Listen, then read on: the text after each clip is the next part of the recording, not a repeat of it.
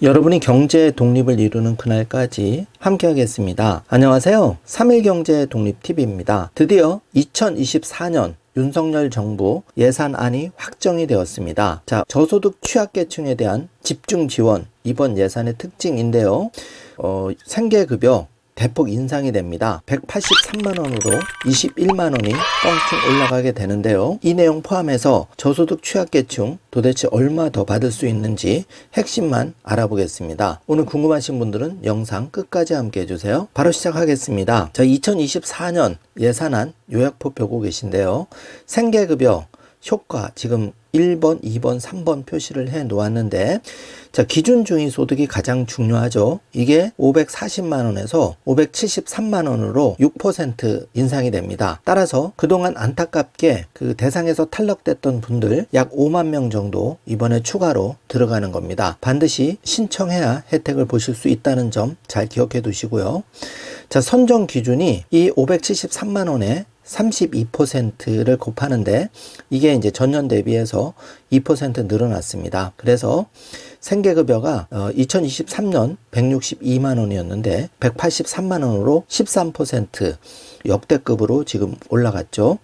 관련한 예산은 7조 5천억입니다. 자, 2번 보시면 자, 이런 인상 효과로 1인 가구는 종전 62만 원에서 71만 원을 매월 받게 되시고요. 3번 보시면 4인 가구는 종전 162만 원에서 183만 원을 받게 되십니다. 자, 뒤에서 다시 한번 자세히 짚어드리고요.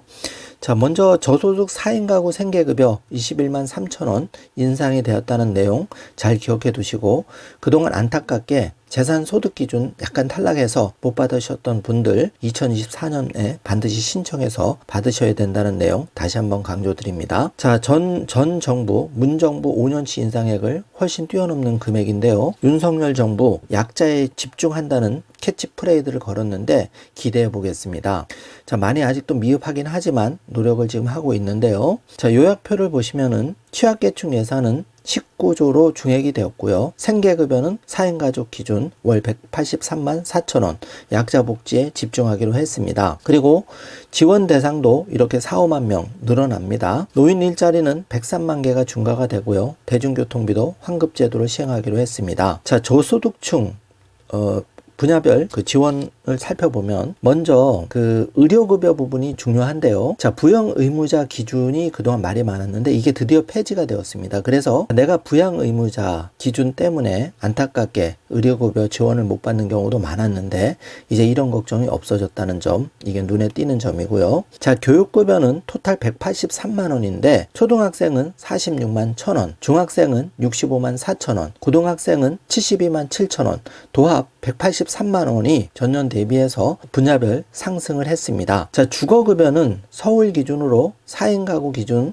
종전 51만 원에서 52만 7천 원, 17,000원 인상이 되었고요. 장애인 연금은 종전 40만 3천 원에서 41만 4천 원으로 인상이 되었습니다.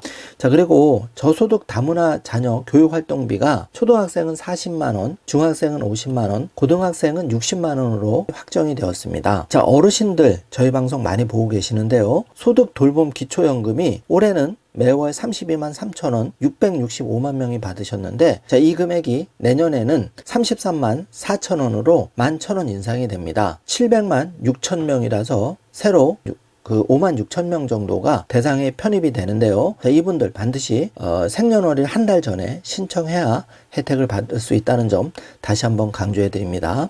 전몰, 순직 공경, 유가족 그 미성년자의 문화예술 스포츠 관람이 연 60만 원 추가로 지급이 되겠습니다. 기초 차상위 계층 국가장학금이 종전에는 이렇게 그 700만 원에서 전액 지원을 해드렸는데 이게 이제 싹 다 전액 지원으로 바뀐 점이 2024년 크게 달라진 점이고요. 군인봉급은 100만 원에서 125만 원 인상이 되고 자립수당은 월 40만 원에서 50만 원 인상이 됩니다. 자, 취약 청년에 대해서는 가족돌봄 서비스 바우처가 월 70만 원 6개월간 지원이 됐었는데 이제 12개월로 늘어나게 됩니다. 자, 바뀐 점 잘 체크해 주시고요. 자, 윤석열 정부 역대 어느 정부보다도 이 생계급여 문정부 5년 간 총 인상 규모 19만 6천 원보다 단번에 올린 금액이 21만 3천 원.